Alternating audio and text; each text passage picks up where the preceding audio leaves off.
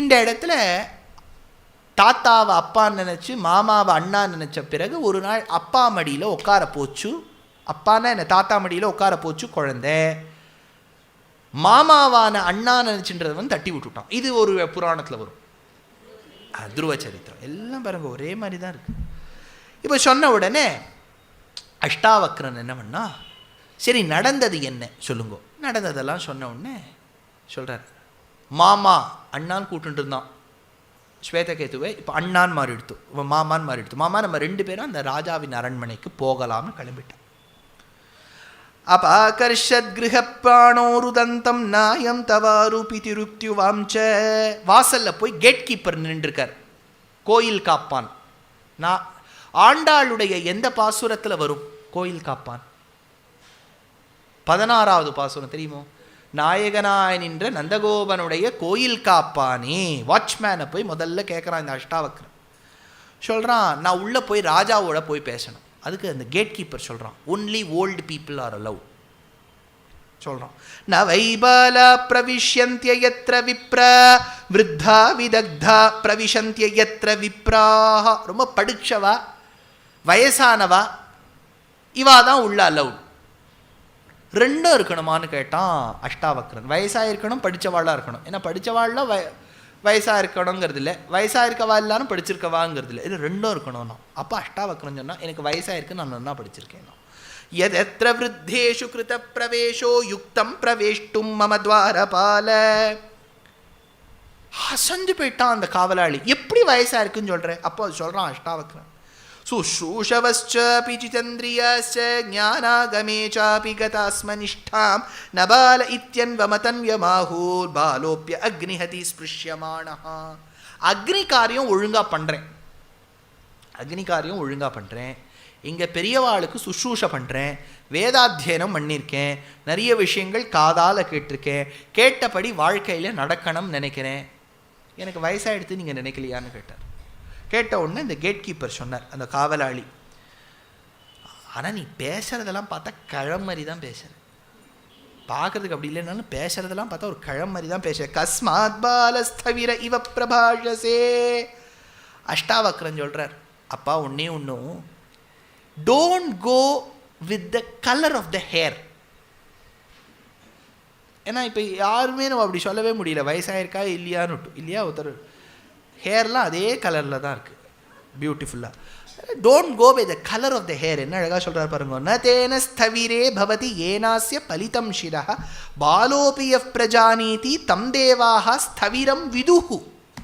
ஒருத்தருடைய அனுபவத்திலையும் பேச்சிலையும் போகும். Don't go by the colour of the hair. சரி, இந்த காவலாளி பார்த்தாங்க, இனிமேல் உன்னோட பேசி பிரயோஜனம் இல்லை, ராஜா கிட்ட போய் சொல்லிட்டேன்னு உள்ள ராஜா கிட்ட போய் சொன்னான். ஒரு பிள்ளை, ஐயோ ஒரு கிழம் வந்திருக்கு. ராஜா கேட்டார், சரி அவனை உள்ளே வர சொல். ராஜா உள்ளே போனோடனே, நீ என்னமோ ரொம்ப ஞானின்னு சொன்னியாமே, ரொம்ப படித்தவன்னு சொன்னியாமே, ஏண்டாப்பா அஷ்டாவக்ரா, நான் உன்கிட்ட ஒரு கேள்வி கேட்குறேன், பதில் சொல்லு. त्रिंशद्वादशांशस्य चतुर्विंशति पर्वणः यस्त्रिषष्टिशतारस्य वेदार्थं स परकविः. 36 அறங்கள். அறம்னா ஸ்போக்ஸ். இப்போ நம்ம இந்த கொனார்க் டெம்பிளில் போய் பார்த்தா ஸ்போக்ஸ் இருக்கும் பாருங்க, அறங்கள்னு பேர் இருக்கு. 360 ஸ்போக்ஸ் ஆச்சா. அடுத்தது சதுர்விம்சதி பர்வணஹா, 24 டிவிஷன்ஸ். விம்சத்தினா 20, சதுர்விம்சத்தினா 24 பிரிக்கணும். त्रिंशद्वादशांशस्य द्वादश 12, त्रिंशக்கு 12 இன்ட்டு त्रिंशக்கு 3 பெருக்கணும். சொல்லிட்டு சொல்கிறார், 12 பாகங்கள், 24 சேர்த்திகள், 360 அறங்களோடு சேர்ந்தது எது அப்படின்னு கேட்குற அந்த குழந்தை சொல்கிறது. சதுர்விம்சதி பர்வத்வாம் ஷண்ணாபித்வாதசம் பிரதி. நாபி சின்ன விஷயம் சொல்கிறேன், இந்த விஷயத்துக்கு சம்பந்தம் இல்லைனாலும் சொல்கிறேன். சுதர்ஷனர் சக்கரத்தாழ்வார்னு இருக்கார் இல்லையா பெருமாளுக்கு, ஆயுதானாம் ஆயுதா, ஆயுதங்களுக்கெல்லாம் ஆயுதம் அவர் தான். ஆயுதேஸ்வரஹான்னு பேர் அவருக்கு, சக்கரத்தாழ்வாருக்கு. அவர் மேலே 3-4 ஸ்தோத்திரங்கள் உண்டு, அது படிங்கோ. ஏன்னா சக்கரத்தாழ்வாரை நினச்சாலோ படித்தாலோ பயம் போகும்னு பெரியவாள்லாம் சொல்லுவாள். ரொம்ப சுலபமாக ஒன்று இருக்குது, ஹேதி புங்கவஸ்தவம் அதுதான் புஸ்தகம் எடுத்துன்னு வந்தேன்னா எழுத முடியும், இல்லைன்னா நீங்கள் ஞாபகம் வச்சுக்கணும். ஹேதி புங்கவஸ்தவம். ஹேத்தின்னா என்ன? சக்கரம்னு அர்த்தம். ஹேதி புங்கவஸ்தவம் அப்படின்னு நடாதூரம்மாள் 900 இயர்ஸ்க்கு முன்னாடி சக்கரத்தாழ்வாரை பற்றி எழுதியிருக்கார். ரொம்ப சிம்பிள் அது.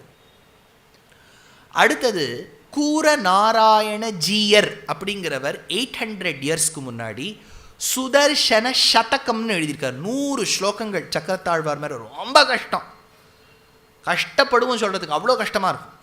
மூணாவது ரொம்ப சுலபம், சுதர்ஷனாஷ்டகம் அப்படின்னு சுவாமி வேதாந்த தேசிகன் பிரதிபட்டஸ்ரேணி பீஷண வரகுணஸ்தோம பூஷணன்னு 8 ஸ்லோகங்கள் எழுதியிருக்கார். சக்கரத்தாழ்வாருக்கு இருக்கக்கூடிய ஆயுதங்கள், சக்கரமே ஒரு ஆயுதம் தான், அந்த ஆயுதத்துக்குள்ளே இருக்கக்கூடிய 16 ஆயுதங்களை பற்றி ஷோடசாயுத ஸ்தோத்திரம்னு தேசிகன் எழுதியிருக்கார். இதில் ஏதாவது ஒன்று சிம்பிளாக இருந்தால் படிங்க. சக்கரம் எப்படின்னா வெளியில் ஜுவாலைன்னு இருக்கும். நீங்கள் சக்கரத்தை பார்த்துருக்கீங்களா? வெளியில் ஜுவாலை இருக்கும். அது முதல் ரவுண்டு. அடுத்தது சர்க்கிளாக ஒன்று இருக்குது பாருங்க, சர்க்கம்ஃபரன்ஸ், அது. அதனால் அதற்கு நேமின்னு பேர். வெளியில் ஜுவாலா, நேமி. அடுத்தது ஸ்போக்ஸ் இருக்கும், அதுக்கு அரம்னு பேர். ஜுவாலா, நேமி, அரம்.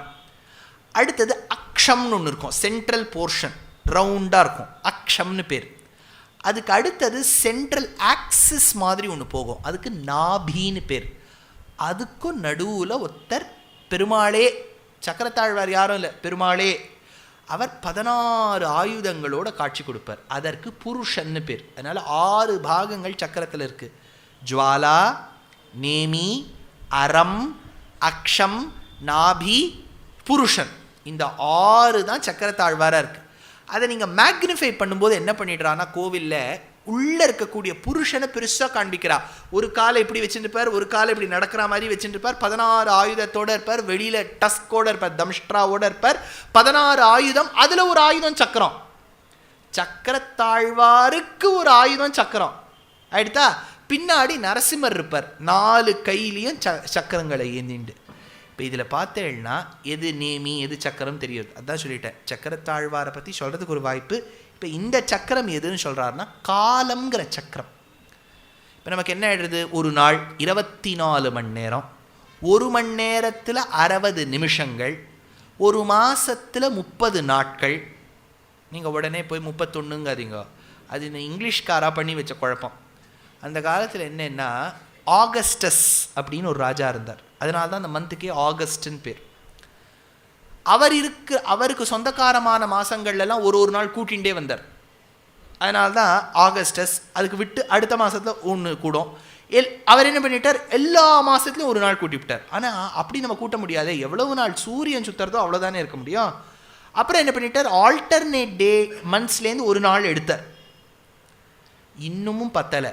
அப்போ ஃபெப்ரவரியிலேருந்து 2 நாள் எடுத்துட்டார். இது ஒரே குழப்பம் பண்ணிவிட்டார். நமக்கு அப்படி இல்லையே, நமக்கு பஞ்சாங்கம் பார்க்கும்போது ஃபெப்ரவரியில் 28 இருக்கே ஒழிய நமக்கு மாதங்கள் கணக்குங்கிறது கிட்டத்தட்ட 30 தானே வருது ஒரு கணக்கில். அதனால் 30 நாட்கள் ஒரு மாதம், 12 மாதங்கள் சேர்ந்தா ஒரு வருஷம். அந்த 12 மாதங்களை 6 சீசனாக பிரிக்கிறோம். கிரீஷ்ம ரித்து, சரத் ரித்து, வர்ஷா ரித்து அப்படின்னு 6 ரித்துக்கள், 12 மாதங்கள், 30 நாட்கள், 24 மணி நேரம். அடுத்தா இதெல்லாம் சொல்லி வச்சு தான் காலச்சக்கரம்னு சொல்கிறது. அந்த பிள்ளை சதுர்விம்சதி பர்வத்வாம் ஷண்ணாபித்வாதச பிரதி தத் 63 சதாரம் வை சக்கரம் பாது சதாகதி. அடுத்தது அரசன் கேட்குறார், எந்த 2 மேலேந்து மெதுவாக ஆரம்பித்து 2 கழுகு பறக்கிற மாதிரி கீழே பறந்து நம்மக்கிட்ட வந்து ஒரு குழந்தைய கொடுத்துட்டு போயிடுறது அப்படின்னு கேட்ட. எப்படி இருக்கு பாருங்க கேள்வி. 2 மெதுவாக ஆரம்பித்து கழுகு மாதிரி பறந்து ஒரு குழந்தைய கொடுத்துட்டு போயிடுறது. வடவே இவ சம்யுக்தே ஷயேன பாதே திவௌகசாம் கஸ்தயோர்கமாதத்தே கர்ப்பம் சுஷுவத்துஷ்சகம். அதுக்கு அஷ்டாவக்கரம் சொல்றார். மாஸ்மதே தே கிருஹே ராஞ்சன் சாத்ரவாணாமபி த்ருவம் வாதசாரதிராகந்தா கர்ப்பம் சுஷுவதுஷ்சதம். இடி மின்னல் மெதுவாக ஆகாயத்திலேருந்து ஆரம்பித்து கீழ் நோக்கி கழுகு மாதிரி நம்ம சொல்கிறோம் பாருங்கோ, ஒரே இன்னைக்கு இடி மின்னல் ரெண்டும் கீழே வந்துட்டு காத்த மழைய குழந்தையா நம்ம கிட்ட கொடுத்துட்டு போயிடுறோம் அப்படிங்கிறார். வாதசாரதி ராகந்தா கர்ப்பம் சுஷுவதுஷ்சதம். இப்போ அடுத்த ஒரு கேள்வி ராஜா கேட்கிறார். இந்த கேள்விக்கு என்ன ஒரு பெரிய விஷயம் இருக்குங்கிறத யாராவது சொல்றேலாம் நான் பார்க்குறேன். அவர் ஒரு கேள்வி கேட்டால் நான் ஒரு கேள்வி கேட்பேன். கிம் ஸ்வித் சுப்தம் ந நிமிஷதி கிம் ஸ்வித் ஜாதம் ந சோபதி கஸ்ய ஸ்வத் உதயம் நாஸ்தி கிம் ஸ்வித் வேகேன வர்த்ததே. முதல்ல இந்த கேள்விக்கு என்ன பதில்னு பார்த்துட்டு அப்புறம் நான் கேட்குற கேள்வி கேட்குறேன். கிம் ஸ்வித் சுப்தம் ந நிமிஷதி. எது கண்ணை திறந்துட்டே தூங்கும்? மீனுங்கிறார். மத்ஸ்யஹா. கிம் ஸ்வித் ஜாதம் ந சோபதி. பிறந்த உடனே எது நகரவே நகராது? நம்மளாம் பிறந்த உடனே நகரம் எல்லாம் கத்துறோம் பாருங்க, கை காலெல்லாம் அசைந்து. நம்ம பிறந்த உடனே நகரவே கூடாது. Very good. முட்டை. அண்டம். ஆச்சா. கஸ்யஸ்வத் உதயம் நாஸ்தி. எதுக்கு ஈரமே கிடையாது, ஹிருதயமே கிடையாது? கல்லு இல்லையா? கல்லு நெஞ்சுன்னு சொல்றா பாருங்க. கல் நெஞ்சுன்னா நெஞ்சு இல்லாதது கல். உன் கல் மனசும் கல்லாயிடுத்தான்னு கேட்குறா. கல் அஷ்மனா. கிம்ஸ்வித் வேகேன வர்த்ததே. எது ஸ்பீடு ஜாஸ்தியாக ஜாஸ்தியாக தாம் வளர்ந்துட்டே போகும்? நதி. ஏன்னா ஜாஸ்தி ஃபோர்ஸ் வர வர வர ஸ்ப்ரெட் ஆகிட்டே போகும் இல்லையா? பெரியார் எங்கள் ஊரில் இருக்கக்கூடிய நான் ஊரில் தான் இருக்குது. அது என்ன அட்டகாசம் பண்ணிட்டு பாருங்க மழை காலத்தில். நல்ல பெரியார் அப்படியே அது ஓடி வரும்போது வேகேன வர்த்ததே. இதுதான் 4 கேள்வியை ஒரே ஷார்ட்டாக அடிப்பார். இது ராஜா கேட்டார், அஷ்டாவக்கிரம் பதில் சொல்லிட்டார். இந்த கேள்விகள் வேற எங்கேயோ வருமே. Very good. யக்ஷ பிரஷ்டம். இந்த வனப்பர்வாவினுடைய முடிவில் தான் அவள் அந்த தடாகத்துக்கு போகும்போது யக்ஷன் இந்த 4 கேள்வி கேட்குறான். அவன் 124 கேள்வியில் இந்த 4 கேள்வி வரும்.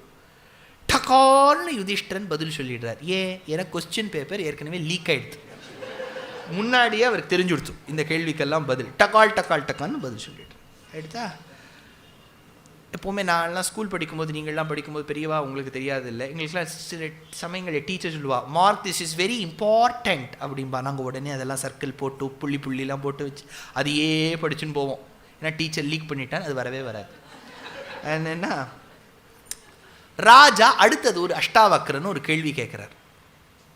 என்ன கேள்வி கேட்குறாருன்னா, அஷ்டாவக்ரா நீங்கள் வந்திருக்க, நான் எழுந்து நின்றுட்டேன், நீயும் நிற்கிற, ஒத்த வழி பாதை, நம்ம 2 பேரும் இடிச்சுக்கிறோம், யாராவது ஒருத்தர் வழி கொடுக்கணும். யார் வழி கொடுக்கணும்? யாராவது ஒருத்தர் வழி கொடுக்கணும். யார் வழி கொடுக்கணும்? அதுக்கு அவன் சொல்கிறான் அஷ்டாவக்ரன், படித்த வேதம் படித்த பிராமணனா இல்லைன்னா. ஏன் நான் வெறும் வேதம் படித்தேன்னு சொல்கிறேன்னா, வேதம் படிக்கலைன்னா பிராமணனே இல்லை. அதனால் பூணல் மட்டும் போட்டுண்டா நான் இப்போ நான்லாம் இல்லைன்னு சொல்லிவிடுவேன் நான். அவ்வளோதான், சிம்பிள். அதனால் ரொம்ப நம்ம மாறம் தட்டிக்க முடியாது. நம்ம அதுக்கு ஏற்ற மாதிரி அனுஷ்டானம் இருந்தால் தானே நம்ம என்ன சொல்லிக்க முடியும். அதனால தான் பாவம் கேட்டுட்டு போயிட்டார், எங்கே பிராமணன் அப்படின்னு கேட்டார். எங்கேன்னு தேடிகிட்டே இருக்க வேண்டியது தான் நம்ம. அதனால் வேதம் படிக்காத பிராமணனாக இருந்தால் அப்போ யாருக்கு முதல்ல வழி கொடுக்கணும்னா, கண்ணு தெரியாதவனுக்கு தான் வழி கொடுக்கணும். அடுத்தா அவன் இல்லாமல் போயிட்டா காது கேட்காதவனுக்கு வழி கொடுக்கணுமா. அடுத்தது பெண்களுக்கு வழி கொடுக்கணுமா. அடுத்தது மூட்டை தூக்குறவாளுக்கு வழி கொடுக்கணுமா. கடைசியாக ராஜாவுக்கு வழி கொடுக்கணுமா. ராஜா சொன்னார், வேதம் படிக்காத பிராமணனாக இருந்தால், வேதம் படித்த பிராமணனாக இருந்தால் பிராமணனுக்கு தான் வழி கொடுக்கணும். அதனால் நீ தான் எனக்கு வழி கொடுக்கணும் ராஜான்னு சொல்லிட்டு போயிட்டார் அஷ்டா.